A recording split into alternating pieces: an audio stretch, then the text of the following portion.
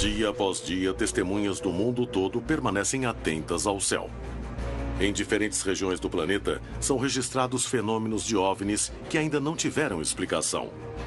Mas alguns casos chamam mais atenção e a ciência parece chegar ao limite quando as testemunhas são pilotos, controladores aéreos, astrônomos e astronautas. As histórias deles seriam a prova final de que recebemos visitantes? Porque muitos dos envolvidos nesses incidentes temem contar suas experiências.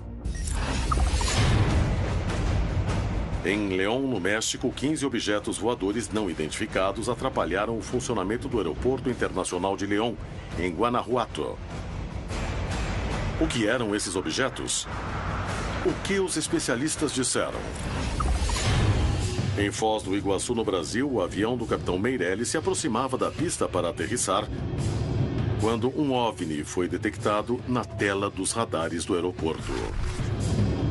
Vários aviões observaram o mesmo de suas posições. O que era o estranho objeto que as equipes viram?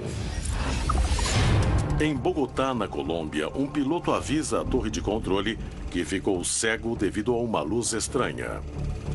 Testemunhas afirmaram que viram um OVNI acompanhando o avião. 35 anos depois, uma jornalista sai em busca de toda a verdade. O que realmente aconteceu por trás desse episódio insólito? Autorizando a decolagem. Ex-funcionários da NASA relatam a adulteração de imagens de segurança máxima registradas nas missões Apollo. Ainda sem resposta. Existirá um acordo de silêncio em torno do fenômeno OVNI na maior agência espacial do planeta? Estamos aguardando a confirmação da torre.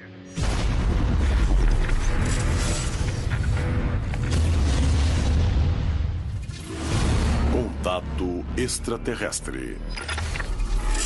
Hoje apresentamos OVNIs e testemunhos confiáveis.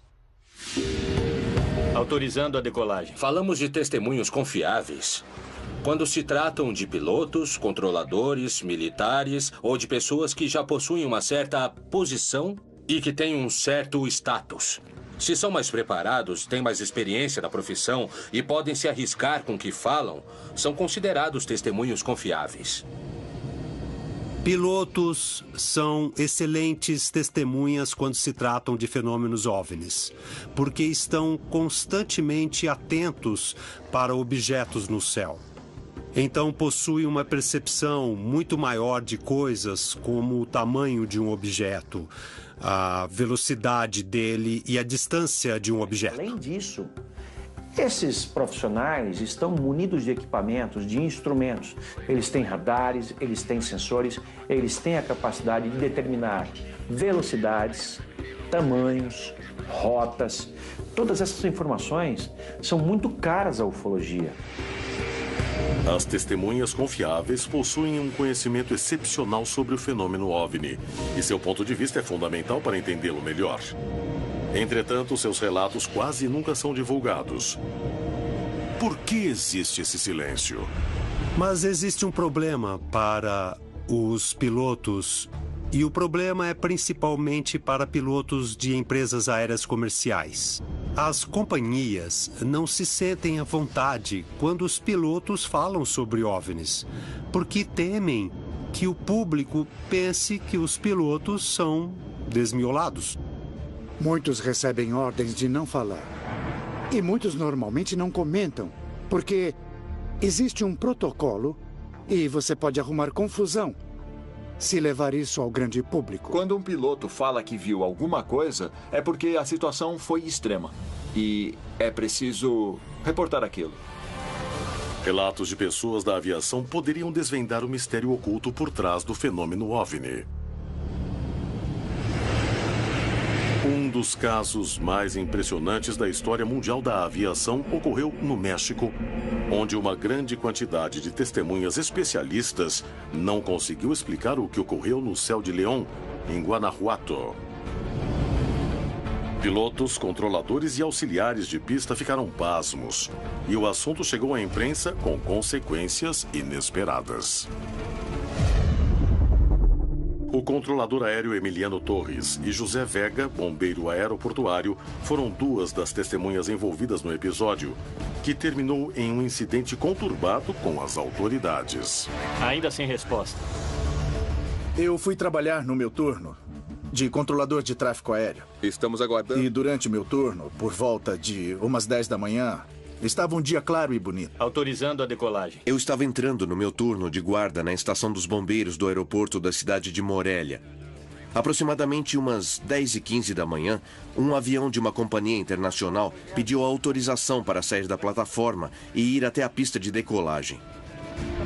Estamos aguardando a confirmação da torre. Autorizamos a aeronave a efetuar a manobra. Começaram a taxiar, iniciaram a saída e andaram com o avião para levantar voo na pista. Em seu posto, José seguia atento à comunicação do rádio. E logo iria se tornar uma testemunha-chave de um fato muito estranho. Teve um momento em que o piloto perguntou ao controlador se ele tinha conhecimento do tráfego aéreo na zona de exclusão aérea. Naquele momento, estava organizando meus planos de voo.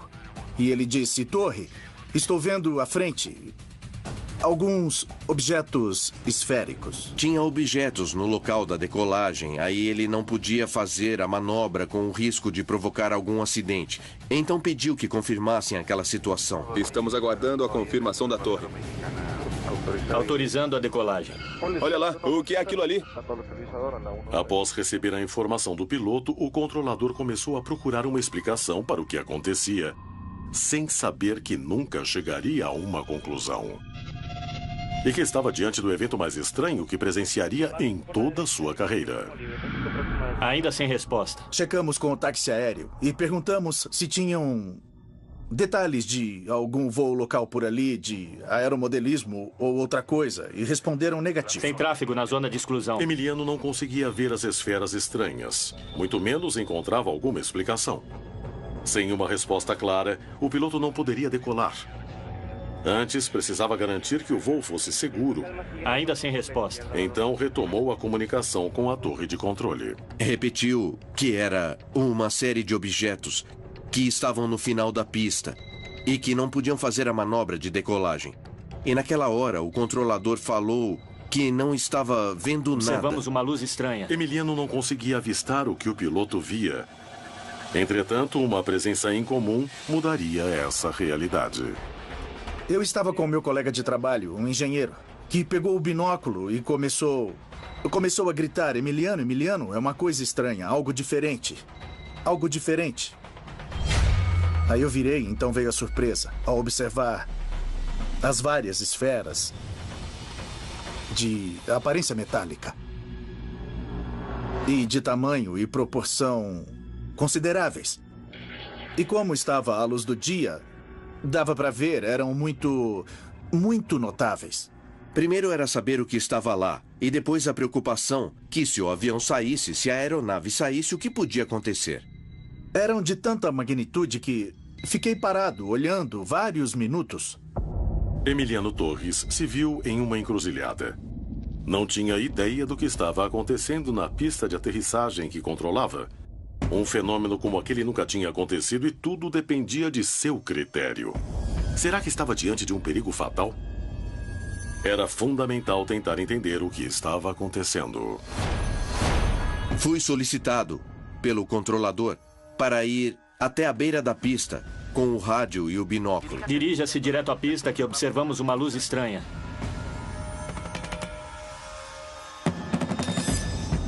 Atravessei a plataforma e cheguei à lateral da pista. A olho nu dava para ver os objetos metálicos. Da cabeceira da pista, José Vega tinha uma visão privilegiada. Mas será que corria perigo? Ninguém sabia se as esferas eram agressivas ou perigosas. E o bombeiro era a pessoa mais próxima delas. Com certeza eram mais de 10, uns 15 aproximadamente. E alguns saíam voando para cima. Outros iam para frente, para trás. E estavam, eu imagino, não mais do que a 500 metros do chão. Com um deslocamento lento, um controle de descida muito bem programado, muito bem planejado.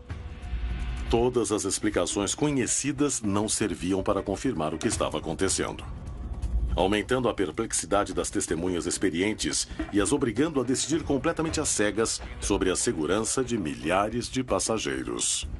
Observamos uma luz estranha. O que fizemos ali foi ter uma conversa um pouco fora de todo o protocolo estabelecido, perguntando e respondendo um ao outro o que estávamos vendo. E o piloto também falava, mas isso não é normal, é algo diferente. E eu falei, com certeza é diferente. Já fora de todo o protocolo, ele me pedia com mais confiança para tentar descobrir o que estava acontecendo e o que eu via. Dependendo do que eu visse, a decisão seria tomada. Se a aeronave ficaria ou sairia. José se aproximou mais dos objetos.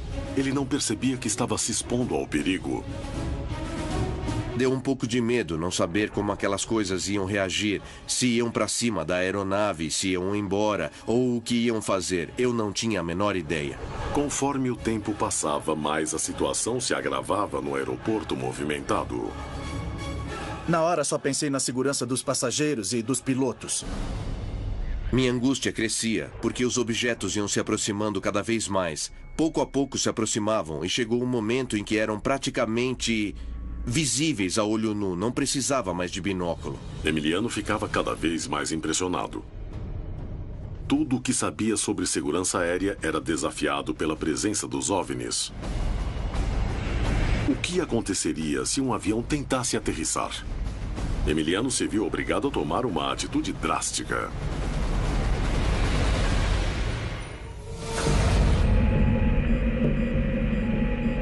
Na Colômbia, em Bogotá, um piloto aterrissou no aeroporto Eldorado no meio de uma emergência. Já em terra, contou uma história surpreendente. 4 décadas depois, o relato sobrevive. Entretanto, não existe documentação oficial de confirmação. Mas a jornalista Adriana Caggi está disposta a descobrir a verdade em torno do caso. Encontrei alguns registros jornalísticos que chamam muito a atenção. O caso de um piloto colombiano, Manuel Lopes, que em maio de 1977 afirmou ter visto um OVNI e de ter ficado cego durante 55 minutos. Ele teve que ser assistido pelos funcionários e por todos os operadores da torre de controle para conseguir fazer a aterrissagem. Sem provas, Adriana Caggi precisa ir em busca das testemunhas do caso. Os controladores aéreos do momento do incidente já se aposentaram e até hoje nunca foram procurados. Adriana tentará encontrá-los e, nesse meio tempo, conversará com Miguel Forero, pai da ufologia colombiana e pesquisador do caso. Possivelmente o avião entrou em pane e o cara se assustou terrivelmente porque não sabia onde estava e nem para onde ia. Ele ficou completamente desesperado e gritava. Assim disseram os funcionários do aeroporto, que ouviram ele gritando, "Eu não quero morrer, eu não quero morrer." E o que é que o senhor pensa sobre esse relato que o piloto deu? A coisa foi de tal gravidade que se o piloto não conseguisse voltar a controlar o avião ao entrar no aeroporto de Eldorado e os funcionários não dessem as coordenadas para onde ele deveria pousar, ele ia morrer. Isso não teve nada a ver com o avião. Agora, coincide também com outras coisas. Mas há um porém que não foi falado e eu vou falar pela primeira vez. O que falaram os camponeses do lugar por onde o avião sobrevoou naquele dia? Em torno das 3 ou 4 da tarde. Naquele dia viram passar o avião. E o que mais chamou a atenção é que ele estava bem alto e não dava para ouvir o barulho do motor do avião. E observaram que, à frente dele, a certa distância, tinha uma espécie de disco que disseram ser metálico. Foi de uma gravidade realmente enorme tudo o que aconteceu, porque aquilo foi quase fatal. E volto a falar, se não fosse pelos homens do aeroporto, esse piloto já era. A entrevista com Miguel revela dados únicos e não divulgados até então. Mas o que os médicos especialistas acham desse relato? Seria possível um homem ficar cego por 1 hora e aterrissar um avião nesse estado? Existe um jeito de provar se o caso foi legítimo? As testemunhas do caso irão falar sobre o fato? Adriana Cage irá em busca de todas as respostas. Testemunhas confiáveis poderiam confirmar se recebemos ou não a visita de inteligências extraterrestres. Existem muitos casos protagonizados por essas pessoas. Em León, no México, um aeroporto teve sua rotina alterada pela presença de luzes estranhas que voavam na cabeceira da pista. Em Bogotá, na Colômbia, um caso antigo envolve um piloto cegado por um objeto voador não identificado. A jornalista Adriana Cage tentará comprovar se o caso realmente aconteceu. Em Foz do Iguaçu, tripulantes e controladores se surpreenderam diante de um estranho objeto que voava próximo às rotas aéreas.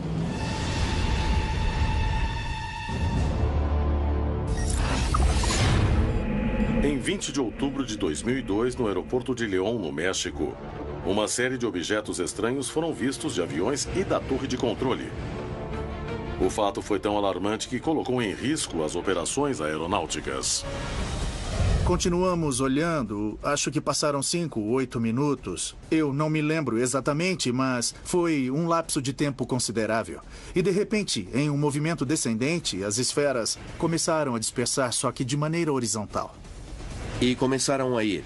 A princípio devagar, então do nada saíram feito loucos, muito rápido.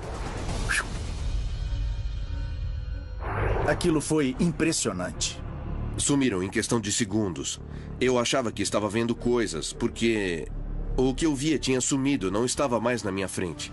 Depois que não viram mais as esferas, Emiliano entrou em contato com o Centro de Radares no México para reportar o ocorrido, na esperança de achar uma explicação.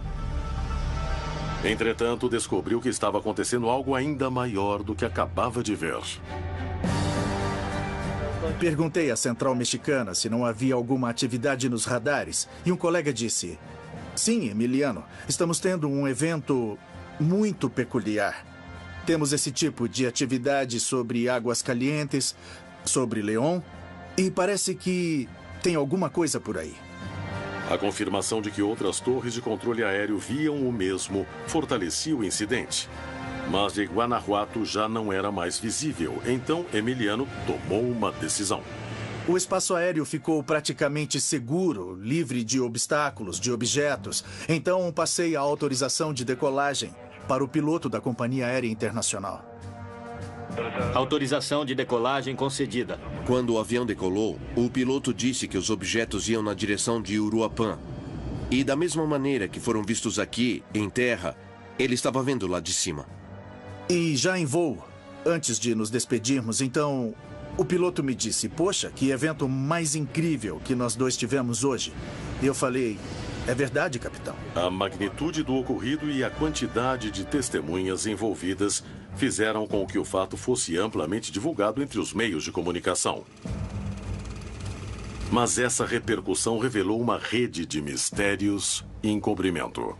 De certa forma, não diretamente, as autoridades nos deram a entender como as coisas funcionavam para não falarmos do caso e para esquecermos daquele assunto. Senti um insulto, mas também me dei conta da ignorância das pessoas sobre o caso. E aí não dei importância. E depois fiz algumas declarações. Depois de 4 meses saí do aeroporto sem nenhuma justificativa trabalhista. Simplesmente falaram que o contrato acabou e pronto. As autoridades silenciaram o que sabiam ou tentaram não difundir fatos que não possuíam explicações? É difícil poder dizer se era um OVNI ou não. A sensação sempre foi de confusão, medo em um dado momento, diante do desconhecido, é claro. Eu era muito cético para esse tipo de coisa, mas pessoalmente nunca tinha presenciado algo tão surpreendente assim. É algo que existe, não sabemos realmente o que é. Mas foi uma coisa que me marcou muito. Mesmo com a ordem de silêncio, o incidente foi tão incrível que as testemunhas não conseguiram ficar caladas. E até hoje não há explicação para as luzes. Em todo o continente, centenas de histórias envolvendo OVNIs têm relação com a aviação, causando preocupação entre os órgãos oficiais que investem tempo e dinheiro para investigar os casos. São eventos que preocupam porque podem colocar milhares de passageiros em risco. Órgãos oficiais que dependem das forças aéreas se dedicam a investigá-los. Seus relatórios nem sempre são divulgados. Mas essas não seriam as únicas organizações que não revelam toda a informação sobre objetos voadores não identificados.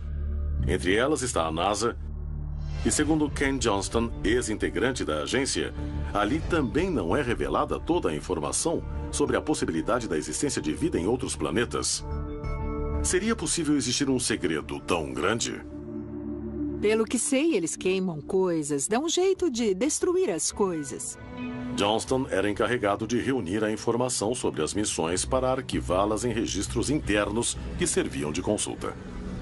Logo depois da missão Apollo 14, o Dr. Fountain Page, que era diretor do Departamento de Estudos Planetário, Científico e Lunar da NASA, me fez pegar do laboratório de imagens uma bobina do filme de 16 milímetros em que foi registrada a missão Apollo 14. As imagens tinham sido gravadas pelo módulo remoto que orbitava a Lua durante a missão, com o objetivo de mapeá-la.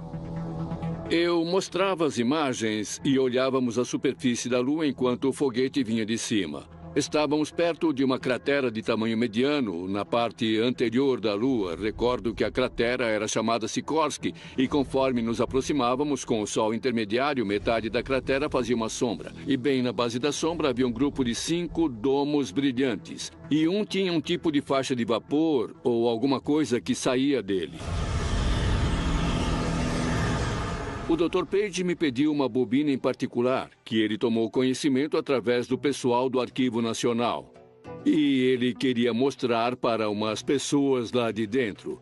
Então ele disse, arrume logo. Aí peguei o tal do filme e fui prepará-lo no laboratório de imagens. Mas próximo ao arquivo acontecia algo ainda mais estranho. Vi um grupo de pessoas sentadas lá na mesa de luz que desenhavam umas coisas em torno da superfície lunar e do horizonte. No dia seguinte, me pediram para pegar o mesmo filme e levar para o auditório principal da NASA, o Johnson Space Center, e mostrar a todos os funcionários, cientistas, engenheiros e demais pessoas que estavam no campus da NASA. Ken projetava as imagens da Lua até chegar na mesma cratera que tinha visto na noite anterior. Nós nos aproximamos da cratera Sikorsky. Havia uma sombra e não havia nada na sombra. Em 24 horas, eles pegaram o filme do laboratório, copiaram, pintaram por cima, devolveram e fizeram uma cópia idêntica, que foi a que mostrei. À tarde, quando voltei para o laboratório, fui até o Dr. Page e perguntei o que houve com aquelas luzes e domos que vimos lá na Lua. Ele me olhou, deu uma piscada e falou, nunca houve nada ali.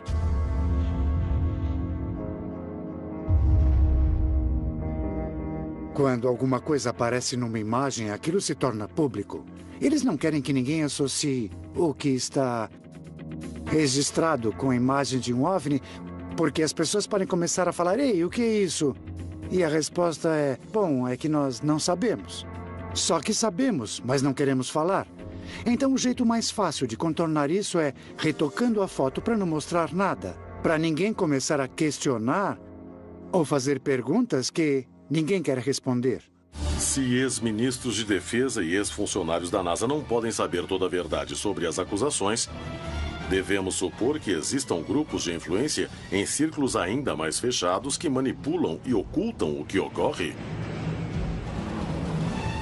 O que há por trás desses relatos?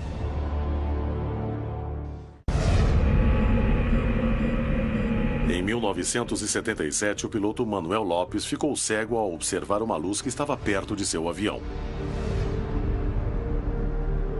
A jornalista Adriana Cage irá investigar se existe alguma explicação médica para o relato. O presidente da Sociedade Colombiana de Oftalmologia, Dr. Juan Manuel Sanches, analisará o caso. Dr. Sanches, como podemos explicar esse resultado do piloto Lopes com a cegueira? Ficando 55 minutos cego, sem ver nada? Esse tempo foi bem longo, não? Mas existem sim espectros de luz que podem cegar as pessoas. E, digamos, durante alguns poucos minutos, bem pouco tempo, mas não 55 minutos. Para que um raio de luz determinado promova um dano permanente, tem que ser um espectro de luz especial. E a pessoa não ficaria 55 minutos, mas permanentemente cega. E as empresas que costumam contratar os pilotos fazem exames periódicos para atestar a aptidão de quem pode pilotar esses aviões? Claro, claro. Os pilotos precisam se submeter a exames de visão específicos com periodicidade determinada de acordo com a aeronáutica civil. Você já soube de algum registro ou evento similar ao caso do piloto Lopes? Não. Não conheço casos parecidos com esse. Podem ser eventos tipo vascular no cérebro que explicariam isso. Ou a pessoa pode ter tido algum tipo de transtorno psicossomático que foi direcionado para o campo da visão. Isso também explicaria a situação. Os exames periódicos que os pilotos realizam não deviam ter detectado alguma anormalidade na saúde de Manuel Lopes. E no caso de uma doença corriqueira, por que nunca mais foi registrado um caso similar nos 55 anos de existência do aeroporto Eldorado? Seguindo a sugestão do oftalmologista, Adriana decide falar com uma das psiquiatras mais renomadas da cidade, a doutora Nancy Coleman Ardila, presidente da Associação Colombiana de Psiquiatria Biológica. Pode nos falar sobre a síndrome de ofuscação que o piloto pode ter apresentado? Existem alguns elementos que podem nos levar a pensar que esse piloto talvez tenha sofrido a síndrome. De fato, há profissões que são bastante propensas a causar alterações na percepção sensorial. Durante a sua carreira, já ouviu falar sobre casos repentinos de pilotos que tenham sofrido essa síndrome de ofuscação? Há estudos que mostram serem mais propensos do que a população no geral e, por isso, existem condições diferentes de trabalho, dentre as quais estão fazer exames específicos para que não tenham patologias ou doenças que possam favorecer a ocorrência desses fenômenos. E haveria outra desordem psicológica que o piloto Manuel Lopes possa ter apresentado para ter passado por essa cegueira e toda a situação de pânico que ele viveu durante aquele voo? Ele deu sinal para a torre de controle que viu alguma coisa. Viu uma luz que o cegou e depois começou a ver coisas de cores diferentes ou com uma distorção. É possível abordar isso de 2 pontos de vista, sendo uma alteração biológica ou na química cerebral, que faz com que a percepção seja distorcida, e o outro é uma alteração emocional ou psicológica, como é chamada. A ansiedade, o estresse, o pânico podem produzir esse tipo de fenômeno, fazendo com que a pessoa tenha uma percepção diferente da realidade. A doutora Nancy Coleman não descarta as opções psiquiátricas. Entretanto, o caso foi o único em toda a história do aeroporto de Eldorado, em Bogotá. Adriana precisa provar se o caso foi verdade ou um mito. Então vai conversar com Eduardo Russi, chefe de controle aéreo do aeroporto na época, a pessoa indicada para confirmar o caso.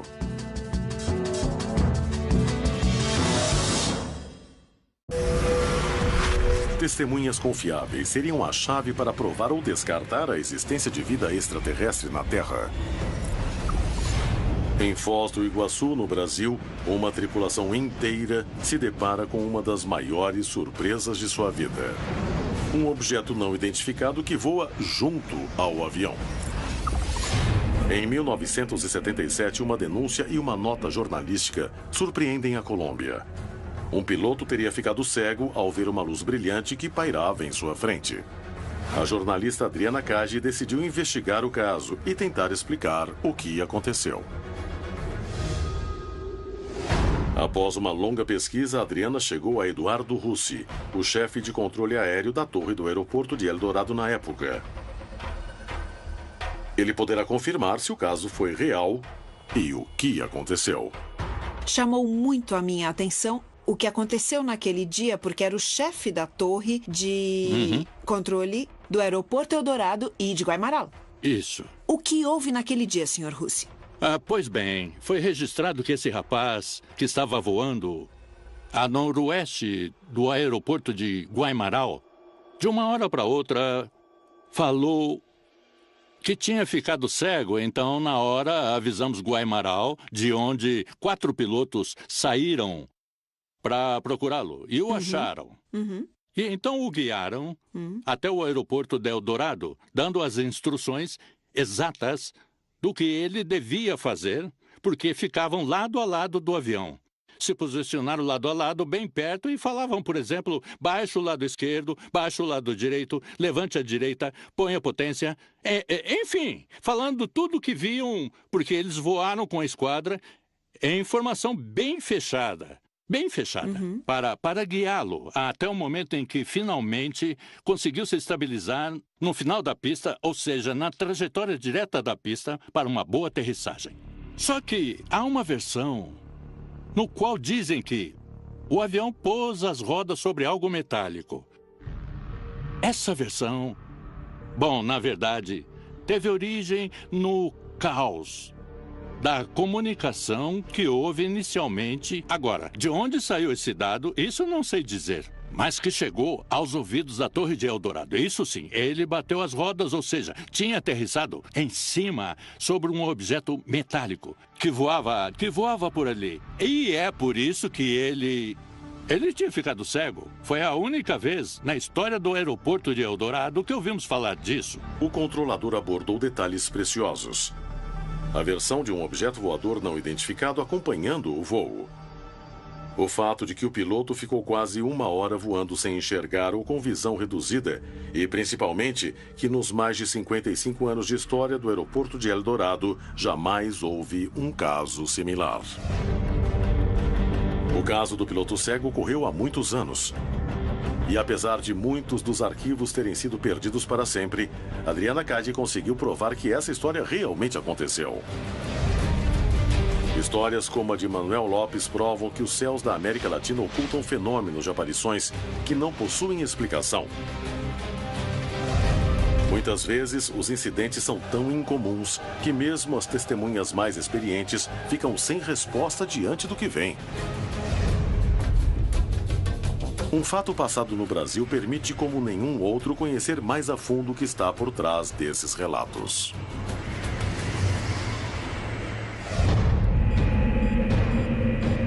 Em 22 de agosto de 1985, um estranho episódio colocou em alerta a tripulação de dezenas de aviões que sobrevoavam a área de Foz do Iguaçu, na fronteira entre Argentina e Brasil, e as torres de controle de 3 países da região.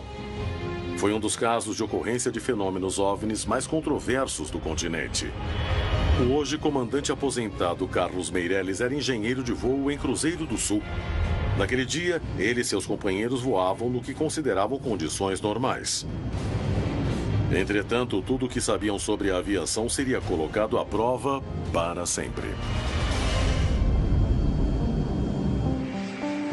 O voo saía do Rio, São Paulo, Foz do Iguaçu, Assunção. E nós éramos 5 que estávamos operando o avião. Eu era um engenheiro de voo, faço uma parte da pilotagem também. Nós éramos todos pilotos. A bordo da cabine viajavam sem saber que a torre de controle registrava algo estranho nas telas de seus radares e que seu voo logo seria afetado. Quando nós chegamos, estávamos nos aproximando de Foz do Iguaçu, a torre nos perguntou se nós estávamos vendo um objeto voador não identificado na vertical do campo. Ninguém imaginava que estavam prestes a presenciar um fenômeno que não podiam classificar, apesar da vasta experiência e conhecimento. Meirelles suspeitava que algo mais estaria acontecendo. A paz do voo estava a ponto de acabar em seu momento mais crucial, durante as manobras de aterrissagem. A gente olhava, não via, mas quando eu estava pronto para pousar, eu dei uma olhada para cima e vi o objeto lá. E é um objeto voador não identificado. O objeto era algo tão estranho que não podia ser identificado como uma aeronave conhecida. Ele tinha uma cor prateado fosco, tinha a forma de uma bola de futebol americano e parecia que tinha uma coisa cor de laranja no meio, como uma cinta circundando, que o pessoal da torre dizia que era uma saia. Nenhum dos 5 oficiais do voo entravam em acordo sobre o que viam. Alguns achavam que fosse um globo, até que o OVNI realizou um novo movimento, aumentando a confusão. Eu achei que se deslocava muito rápido. E quando ele disse no rádio para a torre, fugiu, subiu para mais alto.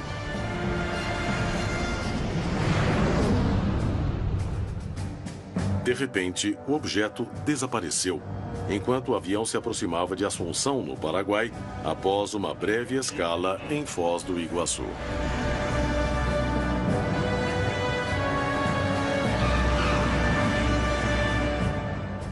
A gente não esqueceu do objeto. Em Assunção, nós ficamos quase 2 horas parados lá. E lá nos disseram que esse objeto tinha passado por lá. Soubemos que em Resistência também ele foi visto. E peguei o binóculo, mas eu não consegui ver.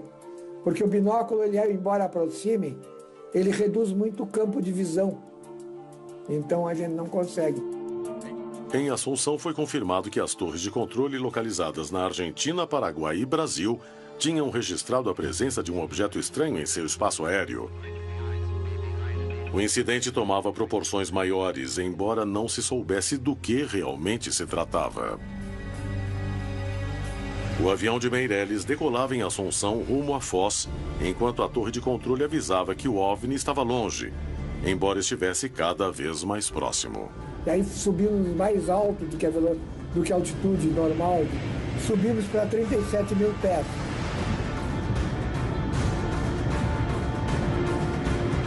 O OVNI tinha voltado e dessa vez estava ainda mais próximo ao avião, que realizava as delicadas manobras de decolagem. Ele estava mais ou menos nessa altura. Nivelamos, ele ficou à nossa direita. E aí eu não estava operando mais o avião. E eu me abaixei e observei o para-brisa, justamente para comparar a velocidade dele. Pareceu que ele estava acompanhando o avião, porque ele ficou vários minutos com a mesma distância entre o limite do para-brisa e o espaço. Estava a uma certa distância e nós atingimos a velocidade de cruzeiro, parei. Então, a meu ver, ele estava acompanhando o avião. O avião se aproximava do objeto, enquanto o comandante Meirelles estava prestes a viver o fato mais estranho de toda sua carreira aeronáutica.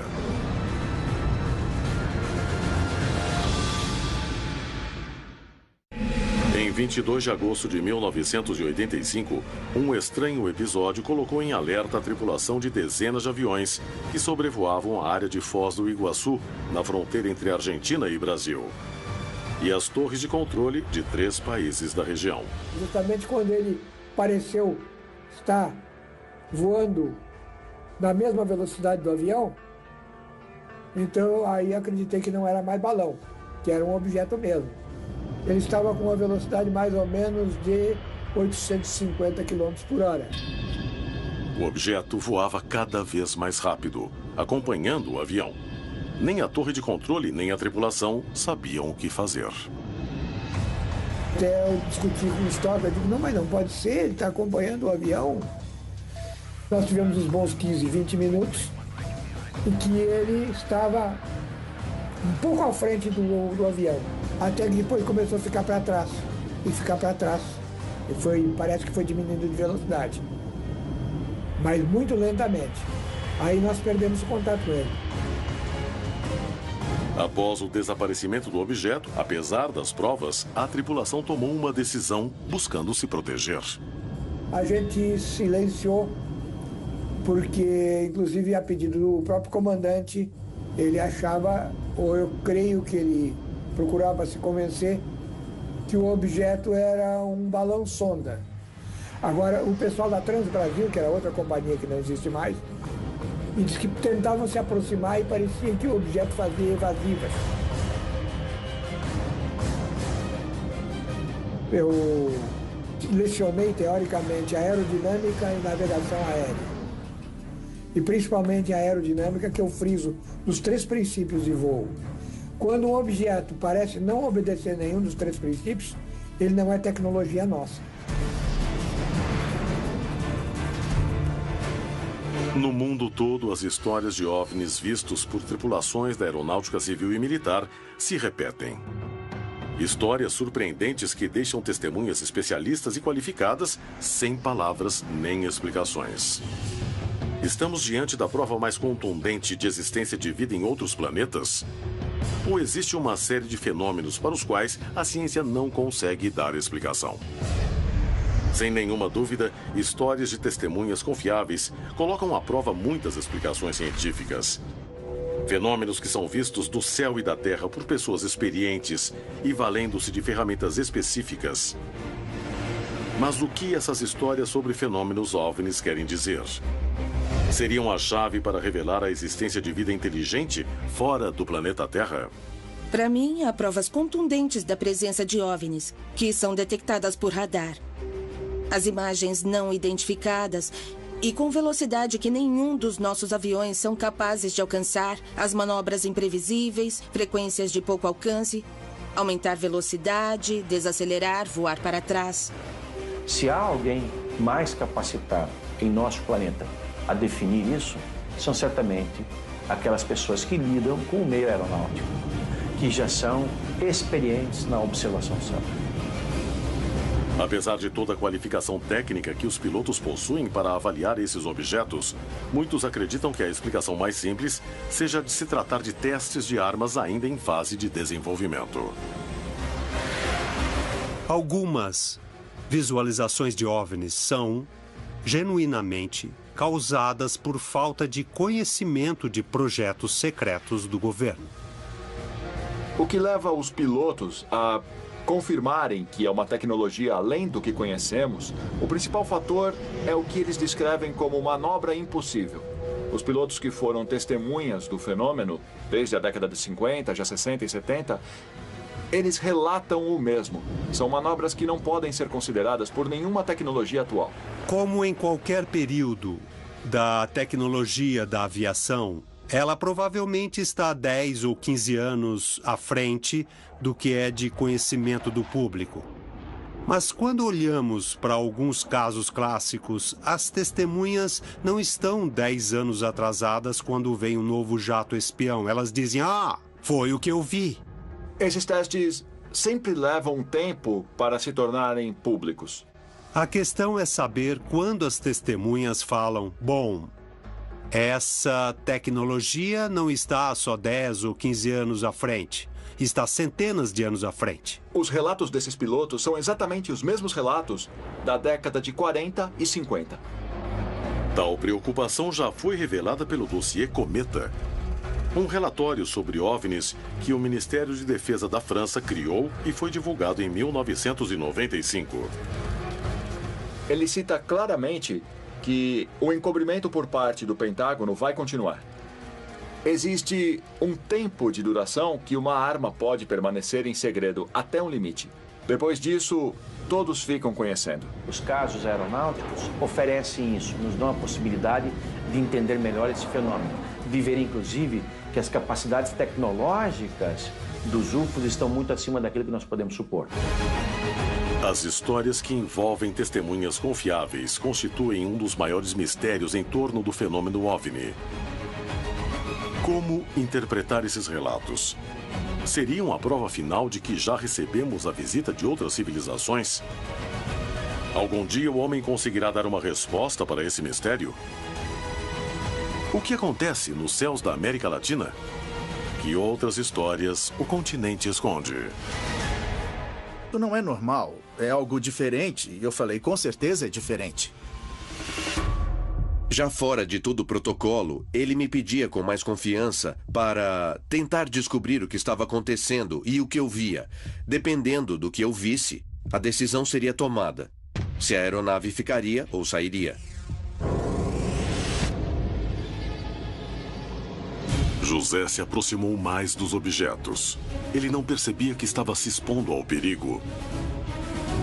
Deu um pouco de medo não saber como aquelas coisas iam reagir, se iam para cima da aeronave, se iam embora, ou o que iam fazer. Eu não tinha a menor ideia. Conforme o tempo passava, mais a situação se agravava no aeroporto movimentado.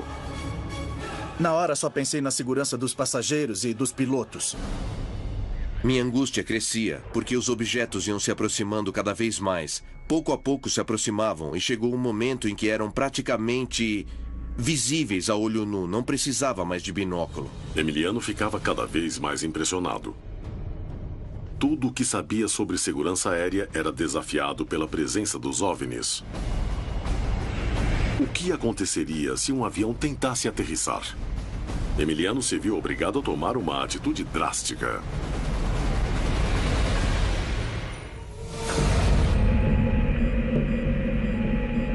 Na Colômbia, em Bogotá, um piloto aterrissou no aeroporto Eldorado no meio de uma emergência. Já em terra, contou uma história surpreendente. 4 décadas depois, o relato sobrevive. Entretanto, não existe documentação oficial de confirmação. Mas a jornalista Adriana Caggi está disposta a descobrir a verdade em torno do caso. Encontrei alguns registros jornalísticos que chamam muito a atenção. O caso de um piloto colombiano, Manuel Lopes, que em maio de 1977 afirmou ter visto um OVNI e de ter ficado cego durante 55 minutos. Ele teve que ser assistido pelos funcionários e por todos os operadores da torre de controle para conseguir fazer a aterrissagem. Sem provas, Adriana Caggi precisa ir em busca das testemunhas do caso. Os controladores aéreos do momento do incidente já se aposentaram e até hoje nunca foram procurados. Adriana tentará encontrá-los e, nesse meio tempo, conversará com Miguel Forero, pai da ufologia colombiana e pesquisador do caso. Possivelmente o avião entrou em pane e o cara se assustou terrivelmente porque não sabia onde estava e nem para onde ia. Ele ficou completamente desesperado e gritava. Assim disseram os funcionários do aeroporto, que ouviram ele gritando, "Eu não quero morrer, eu não quero morrer." Então retomou a comunicação com a torre de controle. Repetiu que era uma série de objetos que estavam no final da pista e que não podiam fazer a manobra de decolagem. E naquela hora o controlador falou que não estava vendo nada. Observamos uma luz estranha. Emiliano não conseguia avistar o que o piloto via. Entretanto, uma presença incomum mudaria essa realidade. Eu estava com meu colega de trabalho, um engenheiro, que pegou o binóculo e começou a gritar, Emiliano, Emiliano, é uma coisa estranha, algo diferente. Algo diferente. Aí eu virei, então veio a surpresa, ao observar as várias esferas de aparência metálica. E de tamanho e proporção consideráveis. E como estava à luz do dia, dava para ver, eram muito notáveis. Primeiro era saber o que estava lá, e depois a preocupação que se o avião saísse, se a aeronave saísse, o que podia acontecer. Eram de tanta magnitude que fiquei parado, olhando vários minutos. Emiliano Torres se viu em uma encruzilhada. Não tinha ideia do que estava acontecendo na pista de aterrissagem que controlava. Um fenômeno como aquele nunca tinha acontecido e tudo dependia de seu critério. Será que estava diante de um perigo fatal? Era fundamental tentar entender o que estava acontecendo.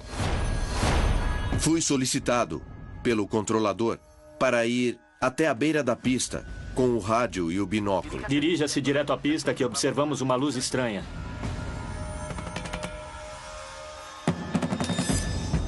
Atravessei a plataforma e cheguei à lateral da pista.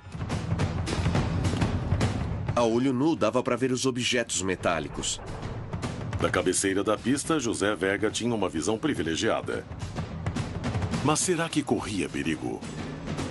Ninguém sabia se as esferas eram agressivas ou perigosas. E o bombeiro era a pessoa mais próxima delas. Com certeza eram mais de 10, uns 15 aproximadamente. E alguns saíam voando para cima. Outros iam para frente, para trás. E estavam, eu imagino, não mais do que a 500 metros do chão. Com um deslocamento lento, um controle de descida muito bem programado, muito bem planejado. Todas as explicações conhecidas não serviam para confirmar o que estava acontecendo, aumentando a perplexidade das testemunhas experientes e as obrigando a decidir completamente às cegas sobre a segurança de milhares de passageiros. Observamos uma luz estranha. O que fizemos ali foi ter uma conversa um pouco fora de todo o protocolo estabelecido, perguntando e respondendo um ao outro o que estávamos vendo. E o piloto também falava, mas isso... A magnitude do ocorrido e a quantidade de testemunhas envolvidas fizeram com que o fato fosse amplamente divulgado entre os meios de comunicação. Mas essa repercussão revelou uma rede de mistérios e encobrimento. De certa forma, não diretamente, as autoridades nos deram a entender como as coisas funcionavam para não falarmos do caso e para esquecermos daquele assunto. Senti um insulto, mas também me dei conta da ignorância das pessoas sobre o caso. E aí não dei importância. E depois fiz algumas declarações. Depois de 4 meses, saí do aeroporto sem nenhuma justificativa trabalhista. Simplesmente falaram que o contrato acabou e pronto. As autoridades silenciaram o que sabiam ou tentaram não difundir fatos que não possuíam explicações? É difícil poder dizer se era um OVNI ou não. A sensação sempre foi de confusão, medo em um dado momento, diante do desconhecido, é claro. Eu era muito cético para esse tipo de coisa, mas pessoalmente nunca tinha presenciado algo tão surpreendente assim. É algo que existe, não sabemos realmente o que é, mas foi uma coisa que me marcou muito. Mesmo com a ordem de silêncio, o incidente foi tão incrível que as testemunhas não conseguiram ficar caladas. E até hoje não há explicação para as luzes. Em todo o continente, centenas de histórias envolvendo OVNIs têm relação com a aviação, causando preocupação entre os órgãos oficiais que investem tempo e dinheiro para investigar os casos. São eventos que preocupam porque podem colocar milhares de passageiros em risco. Órgãos oficiais que dependem das forças aéreas se dedicam a investigá-los. Seus relatórios nem sempre são divulgados. Mas essas não seriam as únicas organizações que não revelam toda a informação sobre objetos voadores não identificados. Entre elas está a NASA. E segundo Ken Johnston, ex-integrante da agência, ali também não é revelada toda a informação sobre a possibilidade da existência de vida em outros planetas. Seria possível existir um segredo tão grande? Pelo que sei, eles queimam coisas, dão um jeito de destruir as coisas. Johnston era encarregado de reunir a informação sobre as missões para arquivá-las em registros internos que serviam de consulta.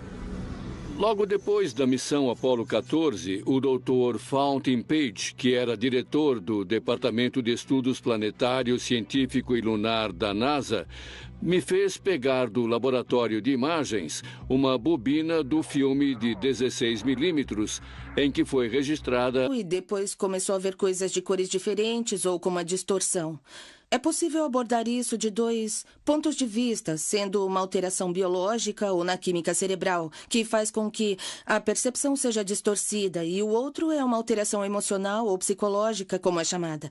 A ansiedade, o estresse, o pânico podem produzir esse tipo de fenômeno, fazendo com que a pessoa tenha uma percepção diferente da realidade. A doutora Nancy Coleman não descarta as opções psiquiátricas. Entretanto, o caso foi o único em toda a história do aeroporto de El Dorado, em Bogotá. Adriana precisa provar se o caso foi verdade ou um mito. Então vai conversar com Eduardo Russi, chefe de controle aéreo do aeroporto na época, a pessoa indicada para confirmar o caso.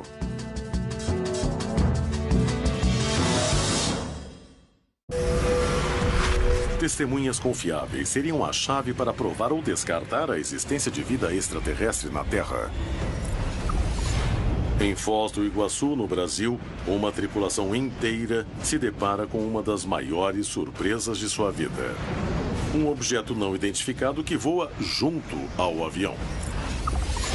Em 1977, uma denúncia e uma nota jornalística surpreendem a Colômbia. Um piloto teria ficado cego ao ver uma luz brilhante que pairava em sua frente. A jornalista Adriana Cage decidiu investigar o caso e tentar explicar o que aconteceu. Após uma longa pesquisa, Adriana chegou a Eduardo Russi, o chefe de controle aéreo da torre do aeroporto de Eldorado na época. Ele poderá confirmar se o caso foi real e o que aconteceu. Chamou muito a minha atenção o que aconteceu naquele dia, porque era o chefe da torre de controle do aeroporto Eldorado e de Guaymaral. Isso. O que houve naquele dia, Sr. Russi? Pois bem, foi registrado que esse rapaz que estava voando a noroeste do aeroporto de Guaymaral, de uma hora para outra, falou que tinha ficado cego. Então, na hora, avisamos Guaymaral, de onde 4 pilotos saíram para procurá-lo e o acharam. E então o guiaram até o aeroporto de Eldorado, dando as instruções exatas do que ele devia fazer, porque ficavam lado a lado do avião. Se posicionaram lado a lado, bem perto, e falavam, por exemplo, baixe o lado esquerdo, baixe o lado direito, levante a direita, ponha potência. Enfim, falando tudo o que viam, porque eles voaram com a esquadra, é informação bem fechada. Bem fechada. Para...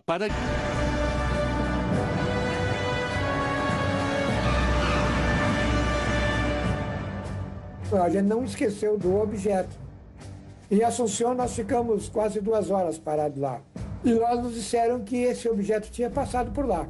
Soubemos que em Resistência também ele foi visto. E peguei o binóculo, mas eu não consegui ver. Porque o binóculo, ele, embora aproxime, ele reduz muito o campo de visão. Então a gente não consegue. Em Assunção foi confirmado que as torres de controle localizadas na Argentina, Paraguai e Brasil tinham registrado a presença de um objeto estranho em seu espaço aéreo. O incidente tomava proporções maiores, embora não se soubesse do que realmente se tratava. O avião de Meirelles decolava em Assunção rumo a Foz, enquanto a torre de controle avisava que o OVNI estava longe, embora estivesse cada vez mais próximo. E aí subimos mais alto do que a altitude normal, subimos para 37 mil pés.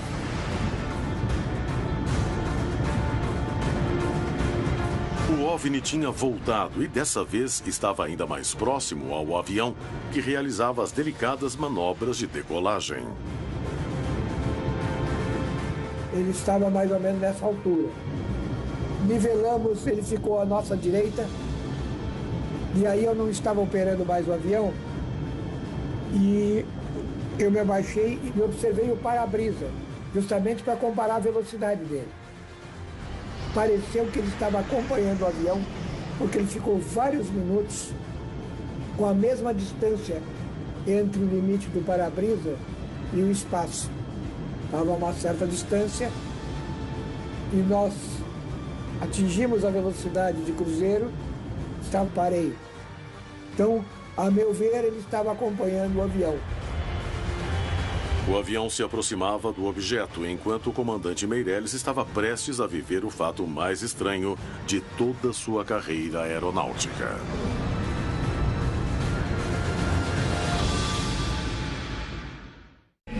Em 22 de agosto de 1985, um estranho episódio colocou em alerta a tripulação de dezenas de aviões que sobrevoavam a área de Foz do Iguaçu, na fronteira entre Argentina e Brasil, e as torres de controle de 3 países da região.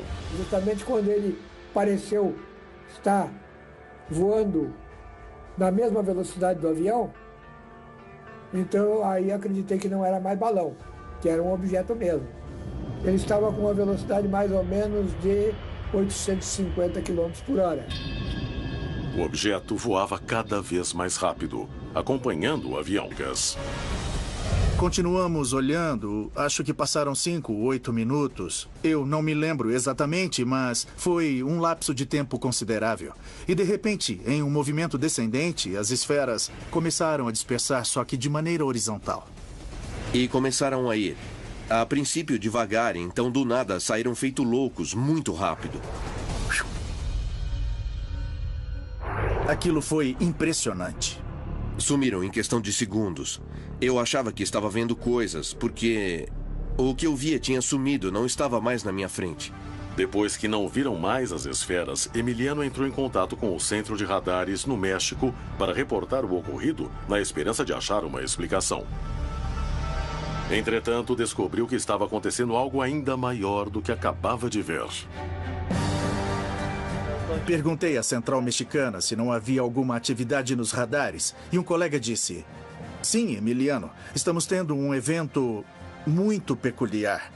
Temos esse tipo de atividade sobre Águas Calientes, sobre León, e parece que tem alguma coisa por aí. A confirmação de que outras torres de controle aéreo viam o mesmo fortalecia o incidente. Mas de Guanajuato já não era mais visível, então Emiliano tomou uma decisão. O espaço aéreo ficou praticamente seguro, livre de obstáculos, de objetos. Então passei a autorização de decolagem para o piloto da Companhia Aérea Internacional. Autorização de decolagem concedida. Quando o avião decolou, o piloto disse que os objetos iam na direção de Uruapan. E da mesma maneira que foram vistos aqui, em terra, ele estava vendo lá de cima. E já em voo, antes de nos despedirmos, então, o piloto me disse: poxa, que evento mais incrível que nós dois tivemos hoje. E eu falei: é verdade, capitão. A magnitude do ocorrido e a quantidade de testemunhas envolvidas fizeram com que o fato fosse amplamente divulgado entre os meios de comunicação. Mas essa repercussão revelou uma rede de mistérios e encobrimento.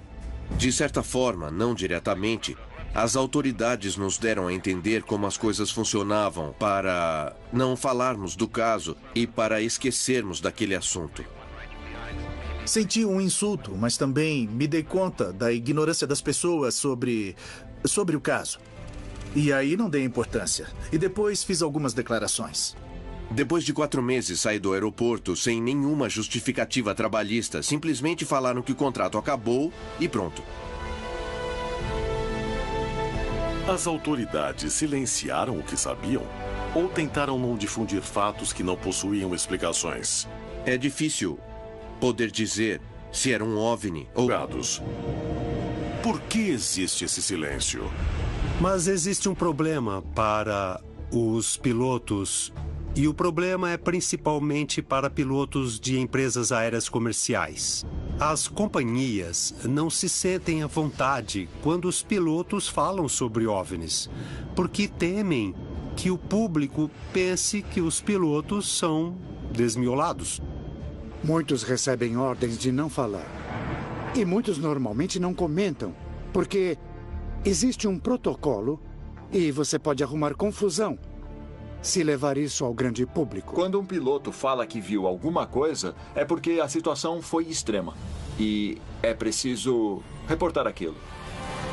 Relatos de pessoas da aviação poderiam desvendar o mistério oculto por trás do fenômeno OVNI. Um dos casos mais impressionantes da história mundial da aviação ocorreu no México, onde uma grande quantidade de testemunhas especialistas não conseguiu explicar o que ocorreu no céu de León, em Guanajuato. Pilotos, controladores e auxiliares de pista ficaram pasmos, e o assunto chegou à imprensa com consequências inesperadas. O controlador aéreo Emiliano Torres e José Vega, bombeiro aeroportuário, foram duas das testemunhas envolvidas no episódio, que terminou em um incidente conturbado com as autoridades. Ainda sem resposta. Eu fui trabalhar no meu turno de controlador de tráfego aéreo. Estamos aguardando. E durante o meu turno, por volta de umas 10 da manhã, estava um dia claro e bonito. Autorizando a decolagem. Eu estava entrando no meu turno de guarda na estação dos bombeiros do aeroporto da cidade de Morelia. Aproximadamente umas 10h15 da manhã, um avião de uma companhia internacional pediu autorização para sair da plataforma e ir até a pista de decolagem. Estamos aguardando a confirmação da torre. Autorizamos a aeronave a efetuar a manobra. Começaram a taxiar, iniciaram a saída e andaram com o avião para levantar voo na pista. Em seu posto, José seguia atento à comunicação do rádio. E logo iria se tornar uma testemunha-chave de um fato muito estranho. Teve um momento em que o piloto perguntou ao controlador se ele tinha conhecimento do tráfego aéreo na zona de exclusão aérea. Naquele momento, estava organizando meus planos de voo. E ele disse, Torre, estou vendo à frente alguns objetos esféricos. Tinha objetos no local da decolagem, aí ele não podia fazer a manobra com o risco de provocar algum acidente. Então pediu que confirmassem aquela situação. Estamos aguardando. Grande quantidade de testemunhas especialistas não conseguiu explicar o que ocorreu no céu de León, em Guanajuato. Pilotos, controladores e auxiliares de pista ficaram pasmos. E o assunto chegou à imprensa com consequências inesperadas. O controlador aéreo Emiliano Torres e José Vega, bombeiro aeroportuário, foram duas das testemunhas envolvidas no episódio, que terminou em um incidente conturbado com as autoridades. Ainda sem resposta. Eu fui trabalhar no meu turno de controlador de tráfego aéreo. Estamos aguardando. E durante o meu turno, por volta de umas 10 da manhã, estava um dia claro e bonito. Autorizando a decolagem. Eu estava entrando no meu turno de guarda na estação dos bombeiros do aeroporto da cidade de Morelia. Aproximadamente umas 10h15 da manhã, um avião de uma companhia internacional pediu autorização para sair da plataforma e ir até a pista de decolagem. Estamos aguardando a confirmação da torre. Autorizamos a aeronave a efetuar a manobra. Começaram a taxiar, iniciaram a saída e andaram com o avião para levantar voo na pista. Em seu posto, José seguia atento à comunicação do rádio. E logo iria se tornar uma testemunha-chave de um fato muito estranho. Teve um momento em que o piloto perguntou ao controlador se ele tinha conhecimento do tráfego aéreo na zona de exclusão aérea. Naquele momento, estava organizando meus planos de voo.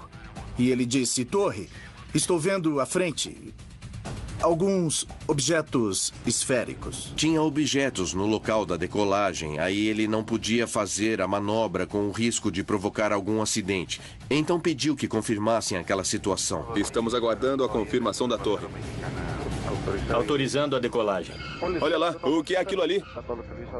Após receber a informação do piloto, o controlador começou a procurar uma explicação para o que acontecia, sem saber que nunca chegaria a uma conclusão. E que estava diante do evento mais estranho que presenciaria em toda a sua carreira. Ainda sem resposta. Checamos com o táxi aéreo e perguntamos se tinham detalhes de algum voo local por ali, de aeromodelismo ou outra coisa, e responderam negativo. Sem tráfego na zona de exclusão. Emiliano não conseguia ver as esferas estranhas, muito menos encontrava alguma explicação. Sem uma resposta clara, o piloto não poderia decolar. Antes, precisava garantir que o voo fosse seguro. Ainda sem resposta. Então, retomou a comunicação com a torre de controle. Repetiu que era uma série de objetos que estavam no final da pista e que não podiam fazer a manobra de decolagem.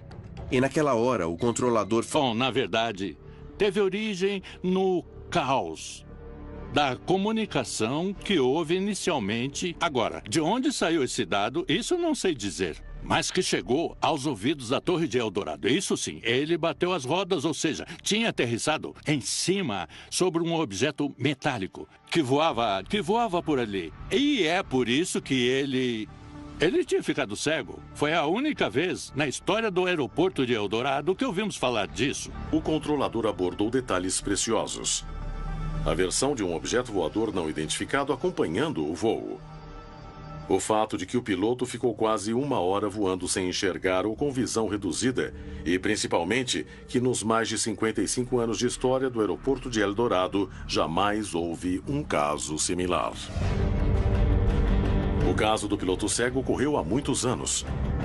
E apesar de muitos dos arquivos terem sido perdidos para sempre, Adriana Cade conseguiu provar que essa história realmente aconteceu. Histórias como a de Manuel Lopes provam que os céus da América Latina ocultam fenômenos de aparições que não possuem explicação.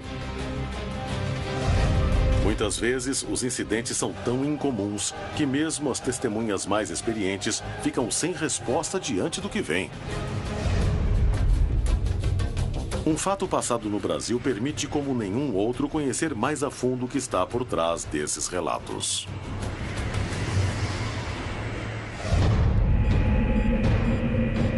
Em 22 de agosto de 1985, um estranho episódio colocou em alerta a tripulação de dezenas de aviões que sobrevoavam a área de Foz do Iguaçu, na fronteira entre Argentina e Brasil, e as torres de controle de 3 países da região. Foi um dos casos de ocorrência de fenômenos OVNIs mais controversos do continente. O hoje comandante aposentado Carlos Meirelles era engenheiro de voo em Cruzeiro do Sul. Naquele dia, ele e seus companheiros voavam no que consideravam condições normais. Entretanto, tudo o que sabiam sobre a aviação seria colocado à prova para sempre. O voo saía do Rio, São Paulo, Foz do Iguaçu, Assunção. E nós éramos 5 que estávamos operando o avião. Eu era um engenheiro de voo, faço uma parte da pilotagem também. Nós éramos todos pilotos. A bordo da cabine viajavam sem saber que a torre de controle registrava algo estranho nas telas de seus radares e que seu voo logo seria afetado. Quando nós chegamos, estávamos nos aproximando de Foz do Iguaçu, a torre nos perguntou se nós estávamos vendo um objeto voador não identificado na vertical do campo. Pesquisador do caso. Possivelmente o avião entrou em pane e o cara se assustou terrivelmente porque não sabia onde estava e nem para onde ia. Ele ficou completamente desesperado e gritava. Assim disseram os funcionários do aeroporto, que ouviram ele gritando: "Eu não quero morrer, eu não quero morrer."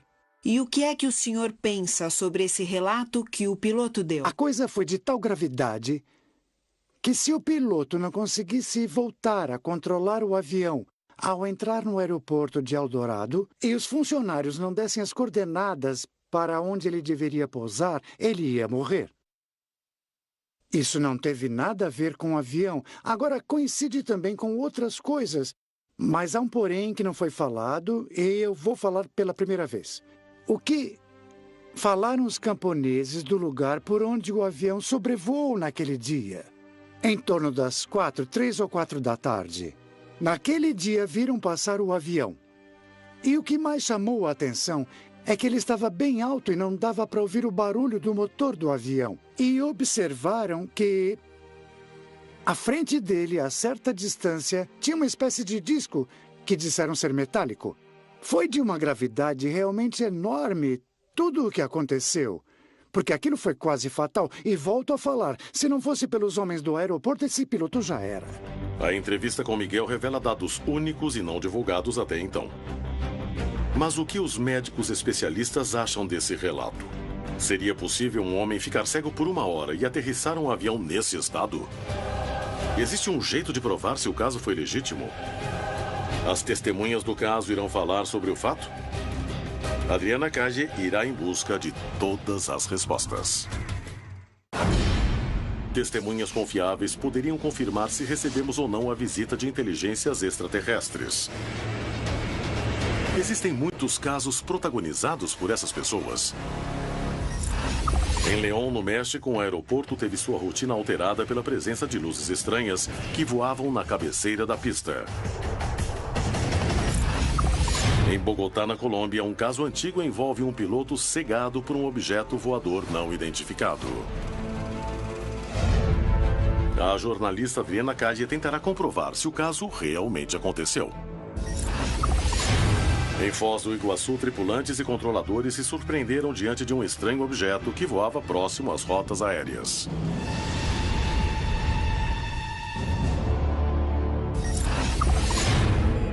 Em 20 de outubro de 2002, no aeroporto de León, no México, uma série de objetos estranhos foram vistos de aviões e da torre de controle.